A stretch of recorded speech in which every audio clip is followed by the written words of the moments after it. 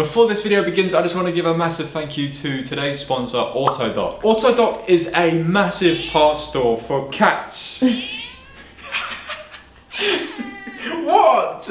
AutoDoc is a massive parts store for car parts and motorbike parts and even truck parts. They have a website and an app. They're based in Germany, but they ship internationally and work with 26 different countries. And they have a load of parts. Let me show you. For example, they have radiators, top mounts, oil coolers, oil filters. What else is in this engine bay? Batteries, coolant, anything you could possibly imagine. Take a look on AutoDoc before going to eBay, before checking it on Eurocar Parts. Check out their website, you might be surprised. All right, let's get straight back into the video. Here we go, this is it.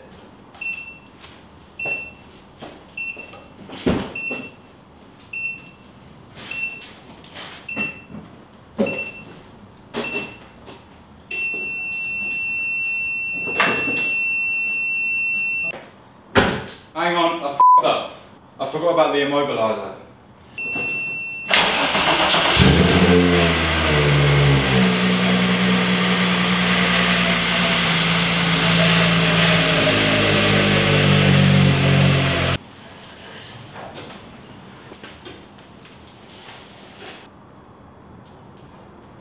I can't see any serious leaks now, so I've topped it back up and I'm gonna go for attempt 2. By the way, I absolutely love this keyring that I got from Lucy.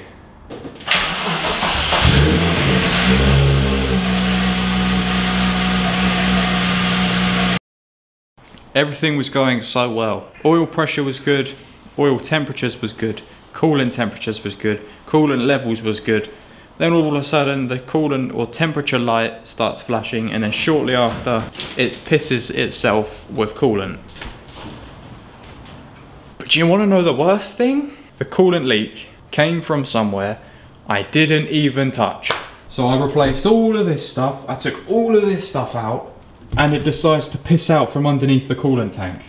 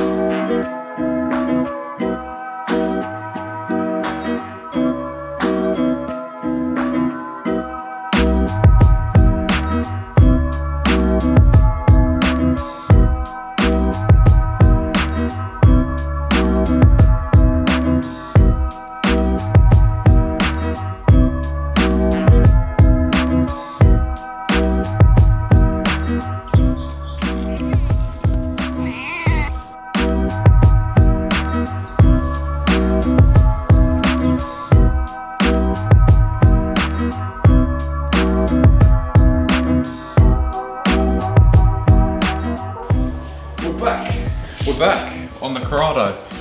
We had a bit of a break from it while we did all that stuff on the Audi, but it's now time to get back on with this because there's one job that I want to do today, and that's going to be the top mounts. So when I had this car up on axle stands and I was draining the power steering fluid, I could hear the top mounts really working hard. I thought, you know what, I'm doing all this stuff on the car, I might as well give it 2 new top mounts as well. The bonnet's fixed. The bonnet's fixed for now.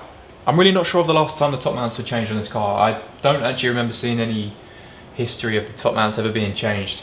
But it's had this suspension in for probably about 10 years. It's on some expensive coilovers, nothing that I would buy, way out of my budget to buy them. But it's one of the top end coilovers, because apparently with Corrados, you have to get like nice expensive ones to make it worth it. Otherwise it's just gonna ride like crap. With the good suspension, that could probably do with a change in a few years or even a few months. Yeah, all I'm gonna do for now is change the top mounts. And thankfully, on these cars, it's a lot like the Mark IV. It's pretty simple to do as long as you've got the tools. Now, believe it or not, it is actually possible to do these top mounts without even taking the wheel off. If your struts and pistons are in good condition, then it should be pretty easy. I found out the hard way that my pistons are possibly damaged or just past their lifetime, you know, they're like 10 years old. You shouldn't have to take the whole strut out. I took the strut out because I wanted to see what's going on, why is this not working properly. So I took the whole strut out to find that the piston was shrunk into the strut and not pulled back out. But anyway, the tools you'll need is a 21mm socket, a 22mm socket with an open end. That's optional really. It depends how tight the last person tightened up your top mounts. 6mm Allen key, and then just a couple of socket wrenches to help you do the job. So what have I actually got then? I've got, of course, Powerflex bushings. They works pretty good in my Golf. I'm going to throw them in this car just to see what they're like. We've got the grease as well, which is good. And I've also bought new bearings this time. And I was told that the Mark IV bearings are a direct fit for the Corrado top mounts. So Mark IV bearings with Powerflex bushings should hopefully be pretty good. Funnily enough, I got them from DARKSIDE Developments. If you use that code up there, you can get free shipping. If you're interested in buying this, just a little help. Let's get on with the install. So this is how it's done. Size 22 socket, size 6 Allen key, and you probably can do it like this. So I'm actually going to try a different thing, because that's kind of long. I'm going to put that on there, put the Allen key in long ways, and then get some grips to grip it on the top. So yeah, this works as well.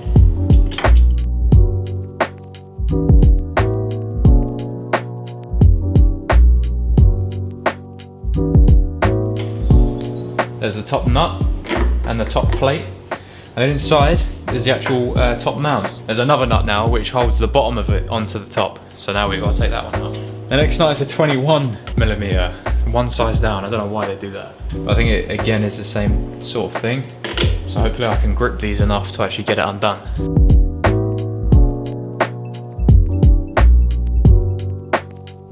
That took absolutely no effort at all. Cool, second bolt. Nice and easy.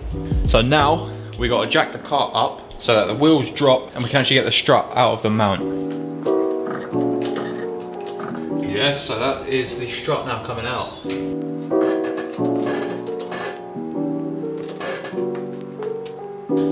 Okay, you're now looking into the wheel gap up at the coilovers.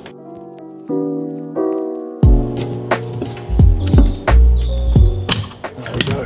Whee! Whee! The mount is out. Ooh, nice. All right, let's take a look at this. Apart from it being a bit cobwebby, it doesn't actually look too bad.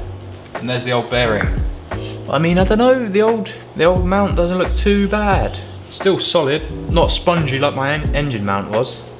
So I'm gonna keep these with the old bearings, put them somewhere safe, just to be sure. And I think, did I put them in the right way around? Right, yeah, so the weird kind of trumpet bit is where it slots into like that. So let me go and do that with the new one. There we go, new mount, new bearing, sits in the top, nice and snug like that. Because it came with some grease, I'm gonna grease up the insides of here, and probably the bottom as well, and just a little bit inside and around, just so it's not creaking. I think trying to feed the strut back into the tower, back into the mount is the hardest bit.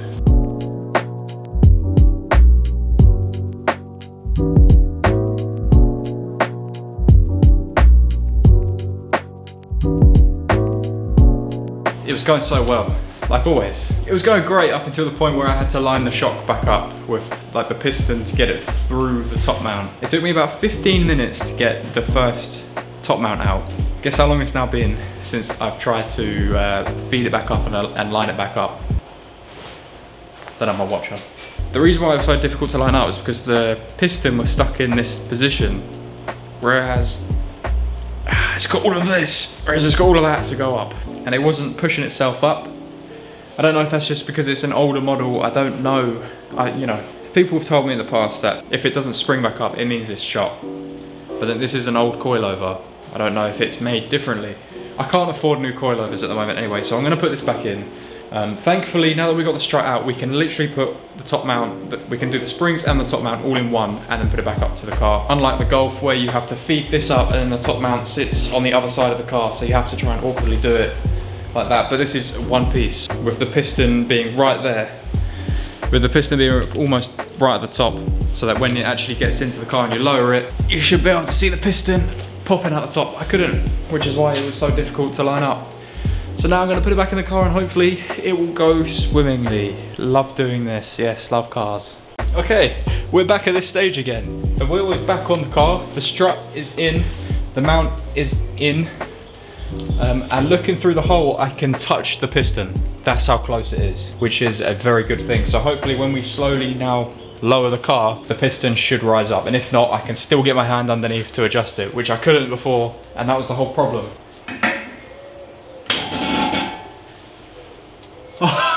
Yes! There it is. Oh my god. I've never been so happy in my life. If you've got fairly new coilovers on, you shouldn't have that problem. But yeah, so either my coilovers are going or it's just the way they were designed, I don't know. Lucy was trying to give me a hand as well, so I'm just showing her that I finally got it through. All we need to do is bolt that back up and then put the cover over the top and then bolt that back up. Day 2. Today should go a bit better because I know what to do if it goes wrong. So it's the exact same thing again. As you can see, I've already loosened it off. So the whole shock is wobbling along with the wheel. We just need to get the nut out, take the plate out, then get the nut out below that. There's the nut, there's the plate. Okay, so I just want to start by getting that off. It's a little bit loose. I would say it's about the same tightness as the other side was. But I don't think it should be hand tight. I think it should have been a little bit tighter than that.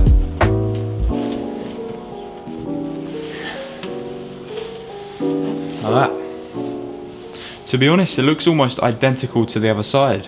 Yeah, there we go. The bearing is a bit f***ed. I can just take that out. Oh, shit. I don't want to lose all the bearing balls inside. Grease up inside where the bearing sits. Make sure there's no fluff on it though. Brand new, genuine bearing is going in there. Spread it all about. Make it nice and greasy. It shouldn't be squeaking anyway because that's what the bearing's for. You can never be too safe. Do you remember when you glued stuff in school and you had that PVA glue? That's what this smells like. Fingers crossed this is going to go back in a bit better.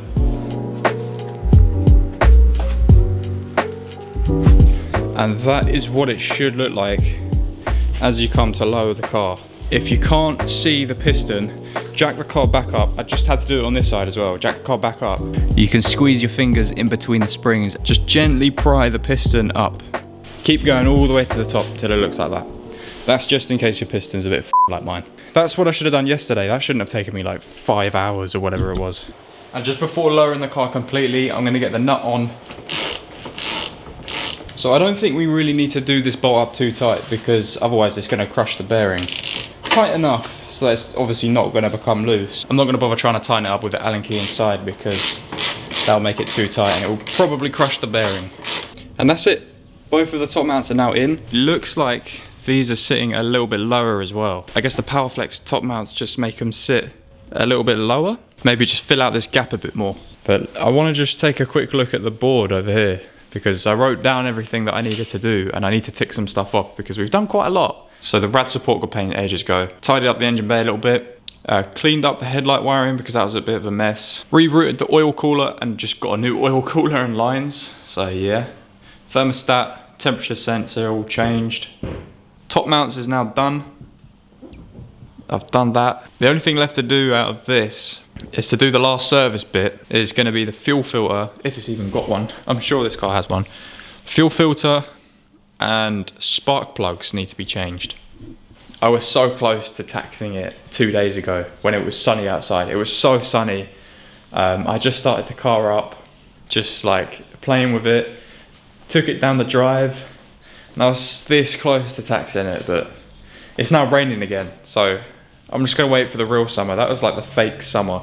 I'm sick of making videos in here. It's always just been in here. Claustrophobic. Just take a step outside. I feel like we need a little update.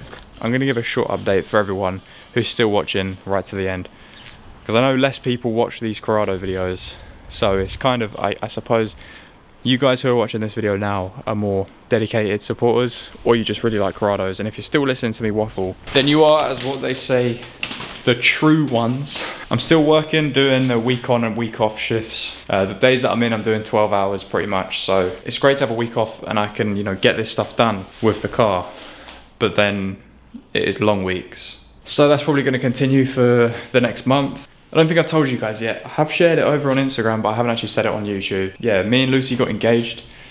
No plans for an actual wedding yet, because we're saving up for a house still at the moment. Slowly trying to save up alongside me playing with this and the Audi. It's hard to save just because, like, I still want to have some fun, you know, living life as it comes, and I want to have some fun. So yeah, slowly saving up for a house. I don't think it will happen for a few years. Not much else to say apart from the fact that I really need a haircut. Lucy gives me a haircut every now and then, but it's just getting to that point where I'm just wearing a hat all the time now. Right, finish it up where we started, this car. That's pretty much it. Yeah, I just need to service it. I just need to change the spark plugs and the fuel filter. I also want to change this up here because this is dirty, and I've seen a place where you can get fresh ones of these. All nice and chrome, and that middle latch as well. That's kind of the plans. I just want to get out on the road. I want to take it to Santa Pod. I was gonna take it to GTI Festival in April, middle of April. The government was like, nah, can't be doing that. And they delayed everything until like the week after. So there is the Far Show at Santa Pod. So I'm probably gonna take up, I may take it to that. If we're running nice and well, may take it to that. But I do want to take it to a track as well. I'm not entirely sure it's 100% track ready. I will probably need new coilovers before I even think about that. But yeah, I'm gonna head off because I've just been chatting for the last half an hour. But yeah, thank you very much for watching, guys. Leave a like if you enjoyed the video. I hope this tutorial on changing the top mounts was a little bit helpful. If you're interested in seeing more stuff with the Corrado, subscribe because there's plenty more to come. And big thanks to everyone watching the Audi videos as well, because there's a lot of people watching them. That's like shot up in views, and it's just the average car. But I guess that's what gets the views, because it's more relatable. I'm going. Thanks for watching, guys. See you in the next one.